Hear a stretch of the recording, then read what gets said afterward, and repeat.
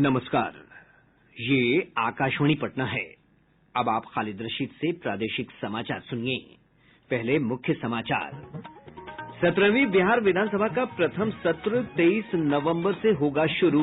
5 दिनों तक चलने वाले इस सत्र का समापन 27 नवंबर को होगा। प्रदेश में कोविड-19 से ठीक होने वालों की दर बढ़कर 97% से अधिक हुई। अब तक 2,21,000 से अधिक लोग हो चुके हैं स्वस्थ।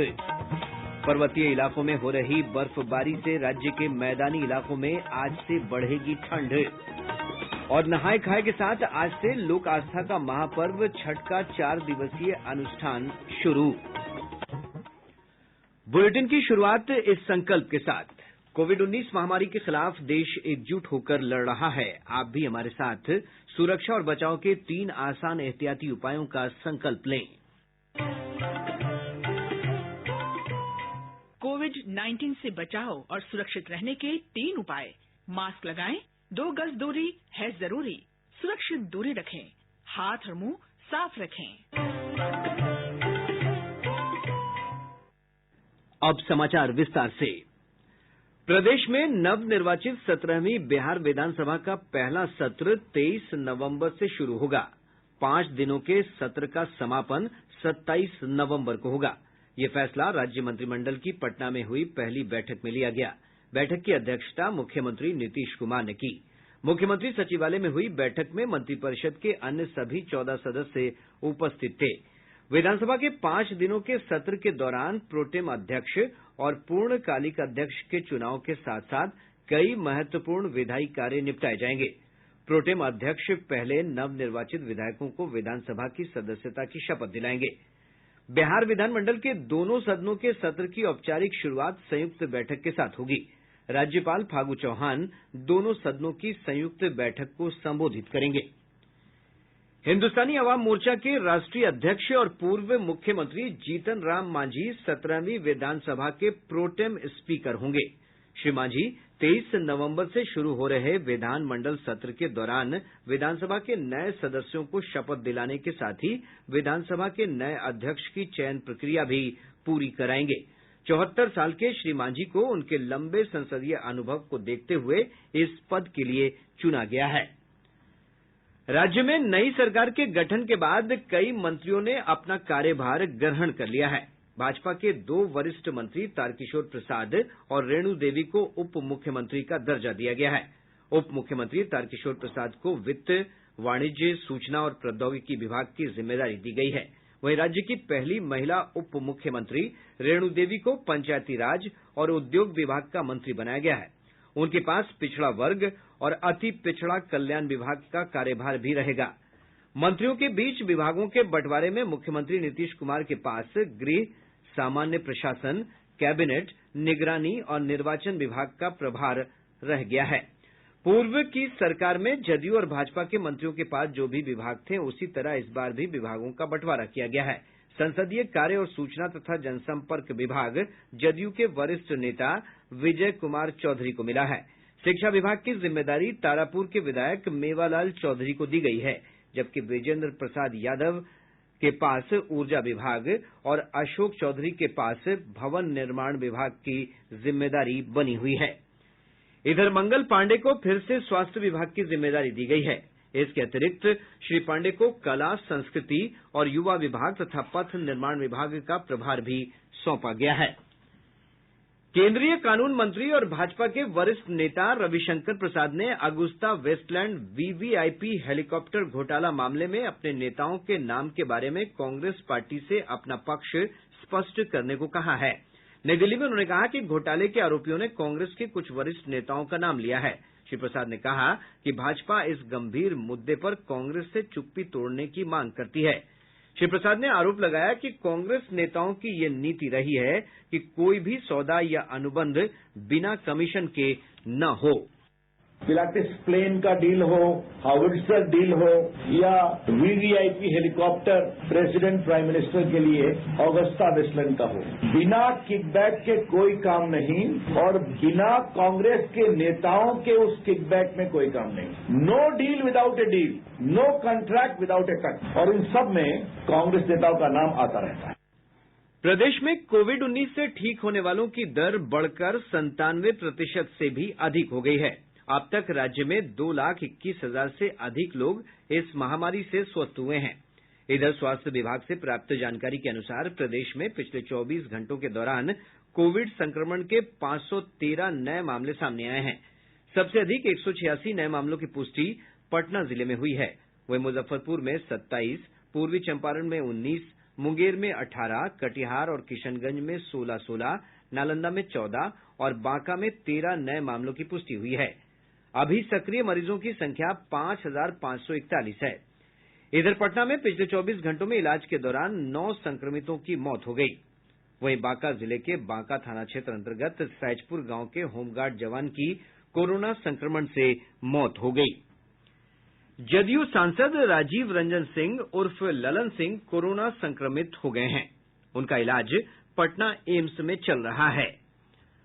अखिल भारतीय आयुर्विज्ञान संस्थान एम्स नई दिल्ली के मेडिसिन विभाग के additional professor doctor Piyush Ranjan ने आकाशवाणी से बातचीत करते हुए कहा कि कोरोना संक्रमण से बचाव के लिए जीवन शैली बदलना और रोग प्रतिरोधक क्षमता बढ़ाना आवश्यक है। उन्होंने एक बार में 1 सप्ताह तक प्रतिरोधक क्षमता बनाए रखने का दावा करने वाली औषधियों से सतर्क रहने की अपील की है। इम्यूनिटी को एक दीर्घकालिक निवेश के रूप में देखना चाहिए। संतुलित भोजन के रूप में करना होगा, नियमित व्यायाम के रूप में करना होगा और बुरी आदतें जैसे कि सिगरेट, शराब और दूसरी अन्य चीजों से दूरी बनाए रखना होगा। और अभी जो बाजार में आप देखते हैं कि तमाम तरह के भ्रामक विज्ञापन आ रहे हैं, जिसमें कि 1 दिन, 2 दिन, 4 दिन, 5 दिन इसमें आप कोई एक पर्टिकुलर दवा खा लें, उसके बाद आपकी इम्यूनिटी ठीक हो जाएगी। वो ऐसे भ्रामक विज्ञापन से अपने आप को दूर रखें। इम्यूनिटी कोई ऐसी चीज नहीं है जिसमें आप 1 दिन, 2 दिन कुछ खुराक दवा खा करके आप बना सकते हैं। अखिल भारतीय सैनिक स्कूल परीक्षा 2021 के लिए ऑनलाइन आवेदन जमा करने की अंतिम तिथि बढ़ा दी गई है। अब 3 दिसंबर तक विद्यार्थी आवेदन कर सकते हैं। सैनिक स्कूलों में 6ठी और 9वीं में प्रवेश के लिए अगले वर्ष 10 जनवरी को परीक्षा आयोजित की जाएगी। प्रादेशिक समाचार आप आकाशवाणी पटना से सुन रहे हैं।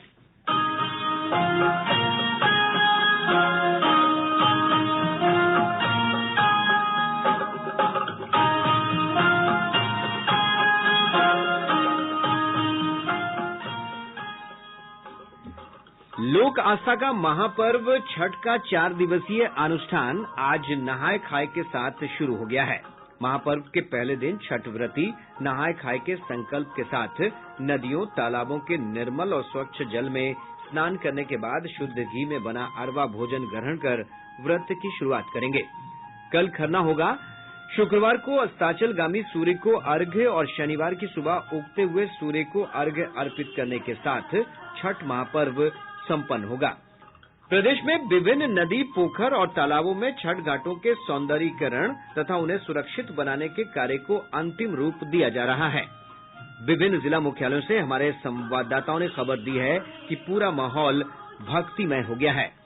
नहाय खाय को लेकर सुबह से ही छठ घाटों पर व्रतियों की भीड़ देखी जा रही है।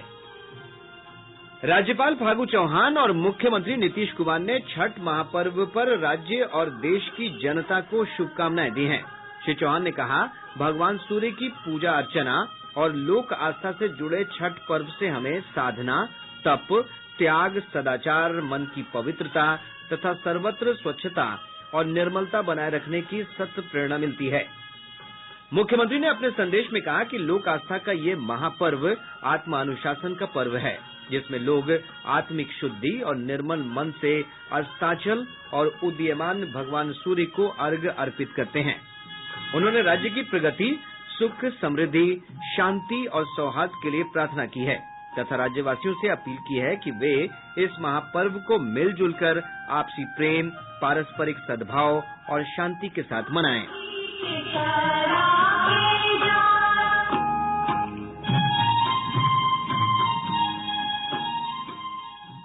मुख्यमंत्री ने कहा कि कोरोना वायरस के संक्रमण को देखते हुए प्रत्येक व्यक्ति का सचेत रहना नितांत आवश्यक है। अपनी तरफ से पूरी सावधानी बरतें। कोरोना वायरस के संक्रमण से बचाव का सबसे अच्छा उपाय सोशल डिस्टेंसिंग है। बाहर निकलते समय मास्क का प्रयोग जरूर करें।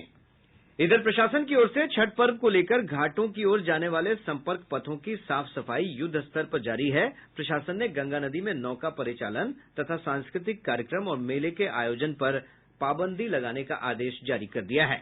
गृह विभाग द्वारा जारी दिशा निर्देशों में कोविड-19 महामारी के मद्देनजर लोगों से घरों में ही छठ व्रत करने की अपील की गई है।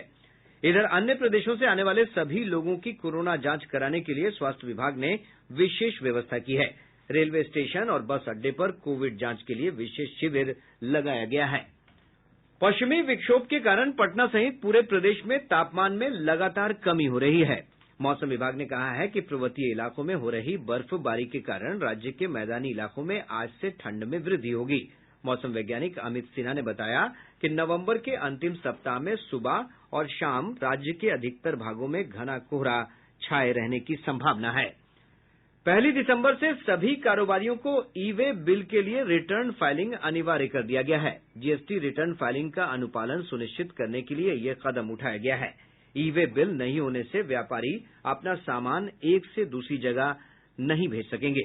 अब जीएसटी के दायरे में आने वाले सभी छोटे बड़े व्यापारियों पर यह व्यवस्था लागू होगी। इधर वस्तु और सेवा कर जीएसटी परिषद की विधि समिति की आज अत्यावश्यक बैठक बुलाई गई, जिसमें अप्रत्यक्ष कर प्रणाली के तहत इनपुट टैक्स की उधारी के लिए फर्जी बिल जमा करने के मुद्दे पर विस्तार से चर्चा होगी। पूर्व मध्य रेल की ओर से झाझा पटना पंडित दीनदयाल उपाध्याय रेलखंड पर चलने वाली 9 और ट्रेनें अब 130 किलोमीटर प्रति घंटा की रफ्तार से चलेंगी। ईसीआर के मुख्य जनसंपर्क अधिकारी राजेश कुमार ने बताया कि यात्री सुविधाओं के साथ साथ रेल क्षमता में वृद्धि और आधारभूत संरचना के विकास से जुड़े कार्यों को क्रमवार पूरा किया जा रहा है। इससे ट्रेनों के समय पालन में वृद्धि होगी और इसका सीधा लाभ यात्रियों को मिलेगा। इससे पूर्व दानापुर मंडल की 12 ट्रेनों की गति सीमा में वृद्धि की जा चुकी है। मधुबनी जिले के लौखा थाना क्षेत्र अंतर्गत पथराई गांव के एक घर में शॉर्ट सर्किट से आग लग जाने के कारण एक ही परिवार के 3 लोगों की मृत्यु हो गई।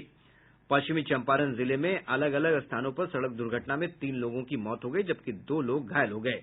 इधर समस्तीपुर जिले में दलसिंह सराय थाना क्षेत्र के बसड़िया में सड़क हादसे में घायल दारोगा अशोक कुमार यादव की इलाज के दौरान मौत हो गई। वे दलसिंह सराय थाने में कार्यरत थे। पश्चिम चंपारण के बेतिया स्टेशन पर आरक्षित टिकट की हेराफेरी मामले में रेल पुलिस ने बुकिंग क्लर्क गौरीशंकर राम को गिरफ्तार कर लिया है। अब पटना से प्रकाशित प्रमुख समाचार पत्रों की सुर्खियां। आज के सभी समाचार पत्रों ने नई कैबिनेट की प्रथम बैठक की खबरों को प्रमुखता से प्रकाशित किया है। हिन्दुस्तान का शीर्षक है, मुख्यमंत्री नीतीश कुमार ने कैबिनेट में शामिल 14 मंत्रियों में किया विभागों का बंटवारा, 26 विभागों की जिम्मेदारी 11 नए चेहरे को। इसी खबर को दैनिक भास्कर ने प्रमुखता से प्रकाशित करते हुए लिखा है, मंत्रियों में बटा काम, विभाग आधे आधे पर भाजपा से जदयू के विभागों का बजट 1.5 गुना अधिक। दैनिक जागरण की सुर्खी है, लोकल वकीलों के लिए हाईकोर्ट वोकल। पटना में महाजाम की खबर को लीड बनाते हुए प्रभात खबर ने लिखा है, शहर के सभी एंट्री प्वाइंट जाम, 50 किलोमीटर तक गाड़ियों की कतार। आज और राष्ट्रीय सहारा समेत सभी समाचार पत्रों ने लोक आस्था का महापर्व छठ की खबर को प्रमुखता से प्रकाशित किया है। और अब अंत में मुख्य समाचार एक बार फिर। 17वीं बिहार विधानसभा का प्रथम सत्र 23 नवंबर से होगा शुरू। 5 दिनों तक चलने वाले इस सत्र का समापन 27 नवंबर को होगा। प्रदेश में कोविड-19 से ठीक होने वालों की दर बढ़कर 97% से अधिक हुई। अब तक 2,21,000 से अधिक लोग हो चुके हैं स्वस्थ। पर्वतीय इलाकों में हो रही बर्फबारी से राज्य के मैदानी इलाकों में आज से बढ़ेगी ठंड। और नहाय खाए के साथ लोक आस्था का महापर्व छठ का 4 दिवसीय अनुष्ठान आज से शुरू। इसके साथ ही आकाशवाणी पटना से प्रसारित प्रादेशिक समाचार का ये अंक समाप्त हुआ। कोविड-19 से बचाव और सुरक्षित रहने के 3 उपाय। मास्क लगाएं, 2 गज दूरी है जरूरी, सुरक्षित दूरी रखें, हाथ और मुंह साफ रखें।